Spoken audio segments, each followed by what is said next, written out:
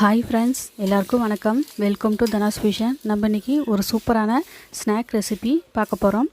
இது வந்து மிக்சர் எப்படி மொறுன்னு நல்லா டேஸ்டியாக எப்படி செய்கிறதுன்னு பார்க்க போகிறோம். இப்போ தான் நம்ம சேனலுக்கு வரீங்கன்னா சப்ஸ்கிரைப் பண்ணிட்டு பாருங்கள். அப்போ தான் நான் போடுற வீடியோ உங்களுக்கு உடனுக்குடனே வரும். இப்போ வாங்க வீடியோக்குள்ளே போய் இந்த மிக்சர் எப்படி செய்கிறது அப்படின்னு பார்க்கலாம். ஃபஸ்ட்டு இதுக்கு ஒரு மிக்சிங் பவுல் எடுத்துக்கோங்க. ஃபஸ்ட்டு வந்து நம்ம காரா பூந்தி செய்யலாம். இதுக்கு ஃபஸ்ட்டு ஒரு மிக்சிங் பவுலில் வந்து ஒரு கப் அளவுக்கு கடலை மாவு சேர்த்திக்கோங்க. சேர்த்திட்டு இது கூடவே அதே கப்லேயே 1/4 கப் அளவுக்கு அரிசி மாவு சேர்த்திக்கோங்க. சேர்த்திட்டு காரத்துக்கு மிளகாய்த்தூள் 1 டேபிள் ஸ்பூன் அளவுக்கு சேர்த்திக்கோங்க. இது கூடவே அடுத்ததாக வந்து உப்பு சேர்த்திக்கோங்க. 1/2 டேபிள் ஸ்பூன் அளவுக்கு சேர்த்திக்கோங்க. ஏன்னா நம்ம மறுபடியும் கடைசியாக மிக்சிங் பண்ணுறப்போ சேர்த்துவோம். அதனால் இப்போது சோடாப்பு ஒரு 1/4 டீஸ்பூன் அளவுக்கு சேர்த்திக்கோங்க. பெருங்காயத்தூள் 1/4 டீஸ்பூன் அளவுக்கு சேர்த்திக்கோங்க. இது எல்லாத்தையும் சேர்த்திட்டு நல்லா வந்து எல்லாமே சேர்ந்து வர மாதிரி நல்லா மிக்ஸ் பண்ணி கொடுத்துக்கோங்க. இப்போ இதெல்லாம் நல்லா மிக்சிங் ஆனதுக்கப்புறமா தண்ணி விட்டு ஃபஸ்ட்டு வந்து நம்ம எல்லாம் நல்லா பிணைஞ்சிக்கலாம். தண்ணி ஒரேடி ஊற்றிடாதீங்க, அப்புறம் நமக்கு அளவு தெரியாமல் போயிடும். ஃபஸ்ட்டு இந்த மாதிரி கொஞ்சமாக தண்ணி விட்டு இந்த மாதிரி நல்லா மிக்ஸ் பண்ணிக்கோங்க. அதுக்கப்புறமா தண்ணி இன்னும் எவ்வளோ வேணுமோ பார்த்துட்டு சேர்த்து நல்லா மிக்ஸ் பண்ணிக்கோங்க. இது வந்து தோசை மாவு அளவுக்கு பதத்துக்கு நல்லா தண்ணி விட்டு பிணைஞ்சி எடுத்துக்கோங்க. இன்னும் கொஞ்சம் தண்ணி தேவைப்படுது. இதுக்கப்புறமா இன்னும் தண்ணி ஊற்றி நல்லா பிணைஞ்சிக்கோங்க. அவ்வளோதான். இப்போ வந்து ஸ்டவ்வில் எண்ணெய் வச்சு அது சூடாகட்டும். மாவு பிணைஞ்சது தோசை மாவு அளவுக்கு பிணைஞ்சிக்கோங்க. அந்த கிளிப்பு வந்து வீடியோ கிளிப்பு எங்கேயோ மிஸ் ஆகிருச்சு எனக்கு. இப்போது இந்த மாதிரி ஜல்லடியான அரிக்கரண்டியை வச்சு இந்த மாதிரி மாவு எடுத்து ஒரு கரண்டியில் ஊற்றி இந்த மாதிரி நல்ல கரண்டிலேயே தள்ளி விடுங்க. இப்போ பாருங்கள், பூந்தி நல்லா பொரிஞ்சு வந்துகிட்ருக்குது, நல்லா கிறிஸ்பியாக வந்துகிட்ருக்குது. எண்ணெயோட சலசலப்பெல்லாம் அடங்கி நல்லா வெந்து வந்ததுக்கப்புறமா இந்த மாதிரி வடிகட்டி எடுத்துக்கோங்க. அவ்வளோதான்.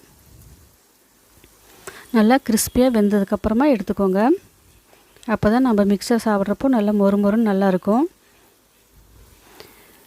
இதே மாதிரி அடுத்த பேட்சும் நம்ம போடலாம். உங்கள்கிட்ட பூந்தி கரண்டி இருந்தால் அதில் போடுங்க, ஈஸியாக சீக்கிரமாக வந்துடும். இப்போ இதே மாதிரி எல்லா மாவையும் இந்த மாதிரி பிழிஞ்சி போட்டுட்டு நம்ம எண்ணெயெல்லாம் வடிகட்டி எடுத்து ஒரு சர்னியில் போட்டு வச்சிடலாம். எண்ணெயெல்லாம் ஃபில்டர் ஆகி வரட்டும். இப்போது பூந்தி வந்து நம்மளுக்கு கார பூந்தி ரெடி ஆயிடுச்சு. அடுத்ததாக இப்போ வந்து ஓமப்பொடி செய்ய ஆரம்பிச்சிடலாம். இதுக்கு ஒரு மிக்சிங் பவுல் எடுத்துக்கலாம். இது கூட அடுத்ததாக 1 கப் அளவுக்கு கடலை மாவு சேர்த்திக்கோங்க. இப்போது அதே கப்லேயே 1/2 கப் அளவுக்கு அரிசி மாவு சேர்த்திக்கோங்க. சேர்த்திட்டு இது கூட மஞ்சத்தூள் ஒரு 1/4 டீஸ்பூன் அளவுக்கு சேர்த்திக்கோங்க. மஞ்சத்தூள் எதுக்கு சேர்த்துறோம்னா அதோட டெக்ஸ்சர் வந்து நல்லா பார்க்க ரொம்ப நல்லாயிருக்கும். அதனால் இப்போது இதுக்கு தேவையான உப்பும் சேர்த்திக்கோங்க. பெருங்காய பொடி 1/4 டீஸ்பூன் அளவுக்கு சேர்த்திக்கோங்க. சேர்த்திட்டு இது எல்லாத்தையும் நல்லா ஒன்று சேர்ந்து வர மாதிரி நல்லா மிக்ஸ் பண்ணிக்கோங்க.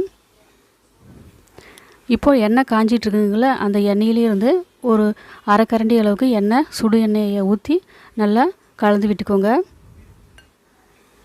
அப்போ தான் நல்லா கிறிஸ்பி நல்லா வரும்.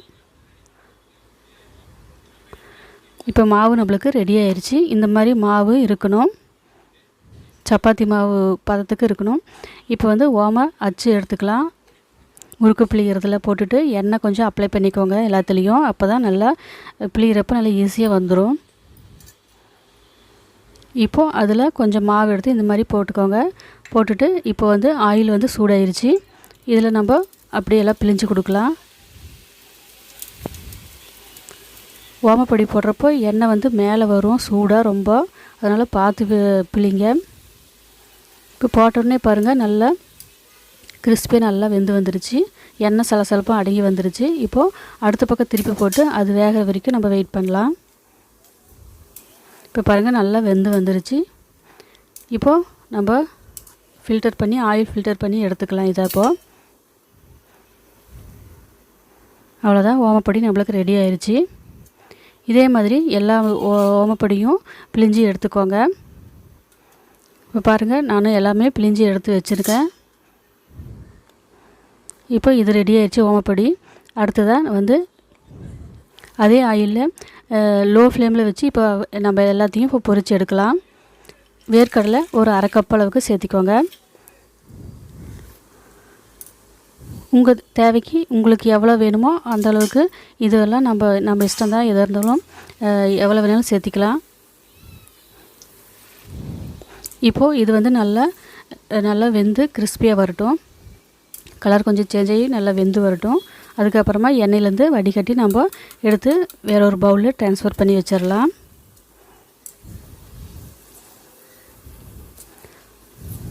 அடுப்பு ஃப்ளேம் வந்து ஹையில் வச்சிடாதீங்க, அப்புறம் எல்லாம் கருகி போயிடும். மீடியம் இல்லைன்னா லோ இப்படி மாற்றி வச்சு செஞ்சு எடுத்துக்கோங்க. இப்போ வந்து அடுத்ததாக வந்து பொட்டுக்கடலை அரை கப் அளவுக்கு சேர்த்திக்கலாம். சேர்த்துட்டு இதுவும் நல்லா வெந்து வந்ததுக்கப்புறம் brown colour light brown colour ஆனதுக்கப்புறம் எண்ணெயிலேருந்து வடிகட்டி நம்ம எடுத்துடலாம்.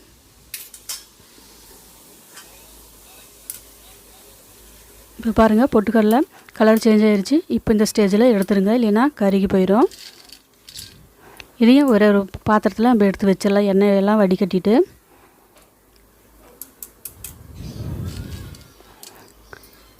இப்போது எல்லாத்தையும் இப்போ எடுத்தாச்சு. இனி அடுத்ததாக வந்து அவல் சேர்த்திக்கலாம். அவல் வந்து அரை கப் அளவு சேர்த்திருக்கேன். இதில் ஒரு கைப்பிடி அளவுக்கு போட்டால் போதும். நான் வந்து எக்ஸ்ட்ரா போட்டிருக்கேன். தனியாக எல்லோரும் சாப்பிடுவாங்க எங்கள் வீட்டில், அதனால் எக்ஸ்ட்ரா போட்டிருக்கேன். நீங்கள் ஒரு கைப்பிடி அளவுக்கு சேர்த்திக்கோங்க. இதையும் எண்ணெய் இல்லாமல் ஃபில்டர் பண்ணிவிட்டு எடுத்துக்கோங்க. இது போட்ட உடனே வெந்துடும், அதனால் சீக்கிரமாக பார்த்துட்டு எடுத்துக்கோங்க. இப்போது அதிலே வந்து முந்திரி பருப்பு ஒரு 15 இல்லைன்னா 20 சேர்த்திக்கோங்க. இப்போது இது முந்திரி பருப்பு போட்டால் டேஸ்ட் வந்து ரொம்ப நல்லாயிருக்கும். இதையும் எண்ணெய் வடிகட்டிட்டு எடுத்துடலாம். கலர் சேஞ்ச் ஆனதுக்கப்புறமா இப்போது அடுத்ததாக வந்து கருவேப்பிலை சேர்த்திட்டு ஆயிலில் ஃப்ரை பண்ணி எடுத்துக்கோங்க. உங்களுக்கு எவ்வளோ வேணுமோ அவ்வளோவுக்கு சேர்த்திட்டு எடுத்துக்கோங்க. இப்போ இதுவும் நல்லா பொரிஞ்சு கிறிஸ்பியாக வந்துடுச்சு. இப்போ ஆயில் ஃபில்டர் பண்ணி எடுத்துக்கலாம். இப்போ வந்து மிக்சருக்கு தேவையானது எல்லாத்தையும் நம்ம ஆயிலில் போட்டு எடுத்தாச்சு. இப்போ வந்து எல்லாம் சூடு ஆறிடுச்சு. இப்போ ஒரு அகலமான பாத்திரத்தில் எல்லாத்தையும் போட்டு நம்ம மிக்ஸ் பண்ண ஆரம்பிச்சிடலாம். ஃபஸ்ட்டு வந்து ஓமப்பொடியை கையிலேயே வந்து இந்த மாதிரி எல்லாத்தையும் நல்லா பிச்சு போட்டுக்கோங்க. அடுத்ததாக பூந்தி எவ்வளோ தேவையோ அவ்வளோ சேர்த்திக்கலாம். அடுத்ததாக அவல் சேர்த்திக்கோங்க. அடுத்ததாக இன்னும் பொட்டுக்கடலை, வேர்க்கடலை இந்த மாதிரி அடுத்ததாக எல்லாத்தையும் நம்ம பொரிச்சது எல்லாத்தையும் சேர்த்திக்கலாம். முந்திரி பருப்பு, கருவேப்பிலை எல்லாத்தையும் சேர்த்திக்கோங்க. போட்டுட்டு இது கூட உப்பு இதுக்கு தேவையான அளவு உப்பு சேர்த்திக்கோங்க. ஏற்கனவே உப்பு போட்டுக்கோங்க, அதனால் பார்த்து சேர்த்திக்கோங்க. காரத்துக்கு எவ்வளோ தேவையோ சேர்த்திக்கோங்க. நான் 1 டேபிள் ஸ்பூன் அளவுக்கு சேர்த்திருக்கேன். உப்பும் சேர்த்திட்டு பெருங்காய பொடி 1/4 டீஸ்பூன் அளவுக்கு சேர்த்திக்கோங்க. சேர்த்திட்டு இப்போ வந்து இது எல்லாத்தையும் நல்லா கலந்து விட்டுடலாம். நம்ம இப்போ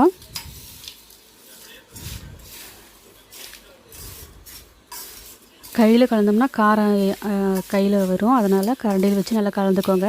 இப்போ பாருங்கள், சூப்பராக மிக்சர் நம்மளுக்கு ரெடி ஆயிடுச்சு. ஸ்நாக் ரெடி ஆயிடுச்சு. இதே மாதிரி நீங்களும் செஞ்சு பாருங்கள். நாளைக்கு வந்து இன்னொரு வீடியோவில் பார்க்கலாம். தேங்க்யூ ஃபார் வாட்சிங்.